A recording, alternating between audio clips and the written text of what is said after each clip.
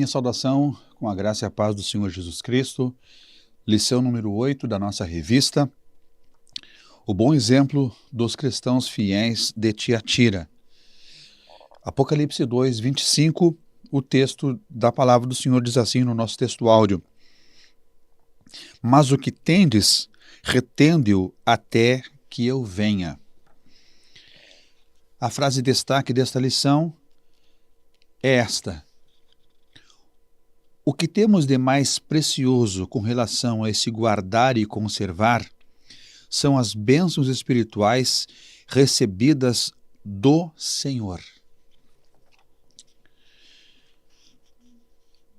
O Senhor tinha algumas advertências que ele deu para com a igreja de Tiatira. Conforme a lição anterior, o Senhor mesmo não era favorável à tolerância ao pecado nesta igreja. Mas nem tudo estava perdido ali. Havia uma parcela de cristãos fiéis dentro desta igreja de Tiatira. O ponto 1 desta lição fala sobre a fidelidade de um remanescente fiel. Deus sustenta e fortalece aqueles que permanecem firmes. Então, o Senhor mesmo reconhece que havia uma parcela ali em Tiatira de cristãos que permaneciam nesta condição de fidelidade ao Senhor. Na continuação desta mensagem dirigida a esta igreja, após repreender o pecado tolerado, Cristo se volta para os que são fiéis e que não se contaminaram. Sempre Deus reserva pessoas e sempre Deus pode contar com pessoas que são remanescentes na vida de compromisso com Ele. Historicamente, na Bíblia, é assim. Por exemplo, quando Elias, naquele período de impiedade, nos dias de Acabe e Jezabel, achava que estava sozinho, o Senhor havia reservado 7.000 pessoas fiéis, ou seja, podia contar com 7.000 pessoas fiéis, joelhos que não se dobraram diante de Baal, pessoas que permaneceram firmes além de Elias, o profeta, que havia então confrontado esta condição de idolatria que estava prevalecendo no meio do povo de Deus, conforme o relato do Antigo Testamento. Então Deus sempre tem pessoas fiéis. O Senhor sabe os que são seus e convém que estes então se apartem da impiedade. Em todas as épocas, Deus sempre conta ou pode contar com alguém, porque nem todos cedem à pressão do erro. Nós, meus prezados irmãos e irmãs, como disse em outra ocasião, nós estamos rodeados de uma tão grande nuvem de testemunhas. O pecado tão de perto nos rodeia, conforme Hebreus no capítulo 12, ali no começo desse texto, deste capítulo importante também, na carta aos Hebreus. Sempre há pessoas comprometidas. Sempre há, mesmo diante deste assédio do mundo e do pecado, sempre há pessoas com quem Deus pode contar. Porque nem todos cedem a esta pressão do momento. Há pessoas que sustentam a fé, sustentam o seu compromisso com o Senhor, mesmo diante das adversidades, mesmo diante da perseguição, mesmo diante deste constante ataque do nosso adversário para tentar corromper a igreja, para tentar corromper o cristão. Muitos cedem, mas também há aqueles que também não cedem a esta pressão que vem para nos afastar de Deus e nos afastar do propósito. Mesmo diante das pressões, nós podemos observar que o Senhor pode contar com pessoas. Não podemos justificar o pecado com base no comportamento coletivo. Nem sempre a forma como a maioria procede está correta ou condizente com a vontade do Senhor nosso Deus. Mesmo quando a oferta, a oportunidade chama a atenção ou proporciona alguma vantagem ou prazer, nós devemos levar em conta os exemplos que o texto bíblico nos dá. Esaú, já referimos isso no outro comentário, cedeu a uma necessidade temporária e não permaneceu firme no seu propósito de receber a bênção que era dele, por ser o primogênito, apesar de ser irmão gêmeo de Jacó. Ele nasceu primeiro e era, por assim dizer, o primogênito e também quem receberia o direito da bênção do seu pai, Isaque. Mas ele preferiu deixar isso de lado e ceder a uma necessidade momentânea. Mas também temos o exemplo de Moisés, que preferiu sofrer com o povo de Deus do que por um pouco de tempo ter o gozo do pecado, conforme Hebreus capítulo 11 e o verso 25. A fidelidade é uma escolha pessoal, é algo que eu decido ser fiel a Deus. É uma motivação com base no meu compromisso com Deus, na minha experiência com Deus. É uma escolha muito pessoal. Eu preciso escolher, querer isso. Embora nesta igreja de Tiatira houvesse pessoas inclinadas ao pecado, outras também tolerantes, tinha uma parcela fiel que foi vista e percebida pelos olhos chamejantes do Senhor, conforme capítulo 2, verso 18 de Apocalipse. O profeta Joel teve a visão de multidões no vale da decisão diante da proximidade do dia do Senhor. Nós estamos vivendo num tempo decisivo em que uma definição é altamente necessária. Nós precisamos, no tempo que se chama hoje, por ser um momento decisivo para a igreja sobre a face da terra, já neste período final de dispensação da graça, o que nós queremos para nós? Queremos uma vida de comprometimento, de fidelidade para com o Senhor? Amém.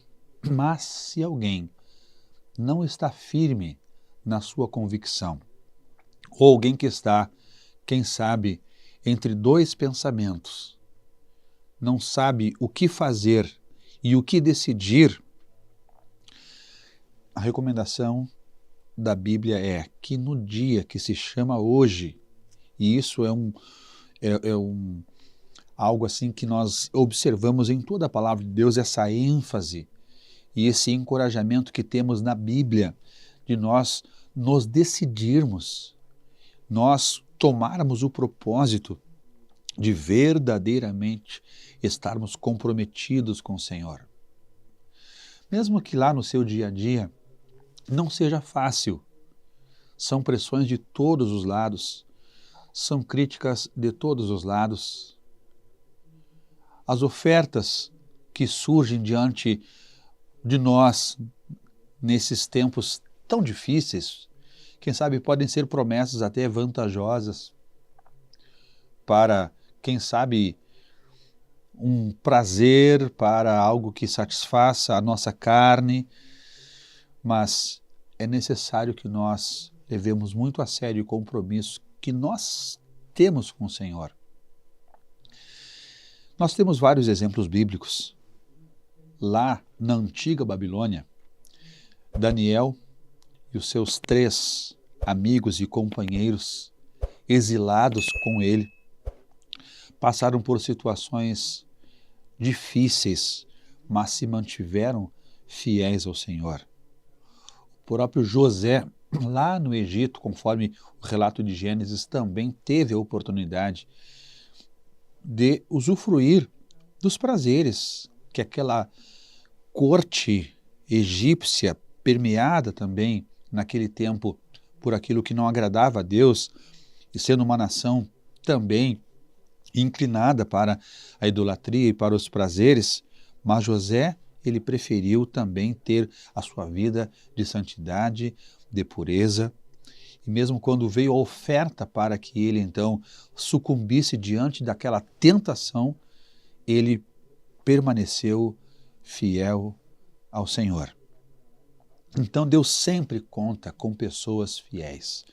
Deus sempre ele pode realmente achar pessoas que são fiéis e que ele possa, pela sua grande misericórdia e bondade, achar a tua vida, achar a minha vida também como alguém que permanece firme e permanece fiel no propósito. É tempo decisivo e que nós possamos desejar no nosso coração uma vida de fidelidade a Deus, uma vida de comprometimento com Deus. Não desanimemos, não recuemos diante das investidas do inimigo, das ofertas que ele faz. Tenhamos como exemplo o próprio Cristo, que teve oferta de tudo quanto foi dado. Embora ali, no relato da tentação de Jesus, apareçam 3 situações em que ele defendeu o seu propósito com a palavra, a Bíblia fala que este sumo sacerdote que temos, que é Jesus, em tudo, em todas as coisas foi tentado, mas sem pecado. E isso deve nos inspirar a uma vida também de pureza, de santidade, de comprometimento com o propósito firmado na presença de Deus. Cristo é também uma grande, e posso assim dizer, a nossa maior inspiração de alguém que estava determinado a permanecer firme no propósito. Firmeza na verdade. Essa firmeza envolve conhecer, crer e viver a verdade revelada nas Escrituras. Nós temos aqui, na Bíblia Sagrada, nosso manual de vida, nosso manual para que venhamos então dirigir a nossa vida de acordo com a vontade de Deus. Nós vivemos num período em que a operação do erro tem arrastado a muitos. Isso é um juízo divino, conforme 2 Tessalonicenses 2,11. A operação do erro, porque as pessoas não têm prazer na verdade, Deus envia esta operação do erro, então, para que creiam naquilo que não é a verdade. Mas a verdade plena e absoluta está na palavra de Deus. E se alguém despreza esta verdade, não é o nosso caso, ou não deve ser o nosso caso.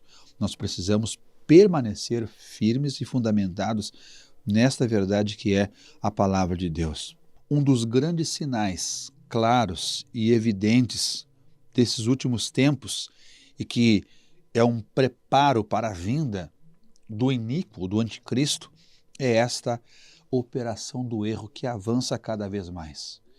Mas, da minha vida, da tua vida, da vida da igreja, Deus espera realmente um comprometimento com esta verdade.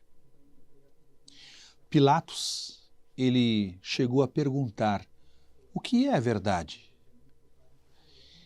E virou as costas para a verdade, não ouvindo o que talvez pudesse ser dito por Jesus, que determinaria a sua salvação, uma esperança nova, de uma vida nova com Cristo, mas ele virou as costas para a verdade. Não seja essa a nossa atitude. A verdade é Cristo. A verdade está contida na palavra de Deus, está aqui. Não podemos virar as costas para a verdade, mas precisamos abraçá-la, nos segurar nesta grande verdade, para não sermos arrastados pela operação do erro, que está em plena ação, esta operação do erro está em plena atividade na sociedade atual. As pessoas não dão crédito à verdade, preferem crer na mentira, no engano, na ilusão das ofertas que Satanás tem feito. E por esta razão, devemos ir ao encontro desta verdade que é Cristo. Não vire as costas para Jesus. Não vire as costas para a verdade. A palavra de Deus é a verdade. E o próprio Jesus, quando intercedeu pelos seus discípulos, ele disse assim: santifica-os na verdade. A tua palavra é a verdade. A firmeza na verdade passa pelo conhecimento e manejo preciso da palavra de Deus. E nós não podemos deixar de lado esta palavra, porque a nossa fé é renovada quando ouvimos esta palavra que é a verdade. A fé vem pelo ouvir, e o ouvir a palavra de Deus, conforme Romanos capítulo 10 e o verso 17. Portanto, não devemos estar desorientados, perdidos, porque nós temos esta palavra maravilhosa que é a palavra de Deus. A verdade, a fonte da verdade está aqui, é Cristo Jesus, o Verbo divino que está nesta palavra. Assim não estaremos desorientados, perdidos, como quem não sabe para onde ir. O próprio salmista declara no Salmo 119, 105, lâmpada para os meus pés é a tua palavra e luz para o meu caminho. Jesus não manda buscar algo novo, mas sim permanecer no que já foi recebido. Essas verdades contidas na palavra de Deus. O que significa isto? Significa permanecer nessa doutrina, não negociar princípios bíblicos, não flexibilizar verdades e princípios fundamentados na palavra. Doutrinas essenciais que fazem parte da nossa ortodoxia, aquilo que fundamenta a nossa vida cristã. Tudo isto é inegociável, porque aponta para a salvação. Então, devemos conservar, como o próprio texto áureo disse, mas o que tendes, retende-o. Conserva isso, guarda isso, até que eu venha, disse o Senhor. É a fidelidade diante dos desafios e circunstâncias. O ponto 3 fala da santidade até a volta de Cristo. Santidade é um estilo de vida. A santificação é uma ação do Espírito Santo na nossa vida, conforme a liberdade que damos para Ele agir em nós. Ele vai agir, vai nos aperfeiçoar. É esse aperfeiçoamento constante para que tenhamos uma vida de santidade na presença de Deus. Manter a santificação até a volta de Jesus, porque todo aquele que nele tem essa esperança purifica-se a si mesmo, como também ele é puro. 1 João, capítulo 3, versos 2 e 3. É uma condição indispensável para ver o Senhor. Seguir a paz com todos e a santificação, sem a qual ninguém verá o Senhor. Hebreus 12, 14. Uma vida irrepreensível, como já referimos aqui com base em 1 Tessalonicenses 5, 23. Até a vinda de Cristo, uma vida santa, irrepreensível, nosso espírito, alma e corpo conservados plenamente irrepreensíveis para a vinda do Senhor. Outra questão, a santidade é o que identifica o cristão verdadeiramente comprometido com Deus. Ou seja, o Senhor disse, sede santos porque eu sou santo. Então, no nosso procedimento, no nosso viver como um todo, conforme 1 Pedro 1, 15, 16, santos em toda a nossa maneira de viver, porque o Senhor é santo. E por fim, a promessa aos vencedores. Como para as demais igrejas, Cristo termina com a sua fala, ou ponto 4, promessa aos vencedores.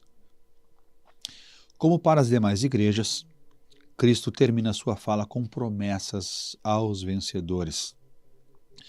E ele fala sobre o poder e governo sobre as nações. Uma promessa referente ao futuro governo de Cristo. E nós seremos, junto com ele, aqueles que vão governar durante o milênio, porque somos reis e sacerdotes. Então vamos reinar com Cristo. durante esse período maravilhoso em que ele estará sobre a terra. Ele promete a estrela da manhã. Esta promessa alude à união completa com ele, o sol da justiça. Malaquias 4:2. Ele que é a luz do mundo, conforme João 8:12. Então, nós reinaremos com o Senhor e refugiremos à luz da sua glória. E nós devemos glorificar a Deus por isso. E outra vez o Senhor afirma para esta igreja também, ele diz assim: quem tem ouvidos ouça o que o Espírito diz às igrejas. Ouçamos e creiamos em tudo aquilo que o Espírito Santo fala para as nossas vidas. Que Deus ricamente nos abençoe. Assim como o Senhor nos recomenda na sua palavra, e conforme esses bons exemplos de cristãos fiéis de Tiatira, possamos nós também permanecer fiéis até o fim. E volto a afirmar o texto da palavra de Deus: aquele que perseverar até o fim, esse será salvo. Deus te abençoe em nome de Jesus.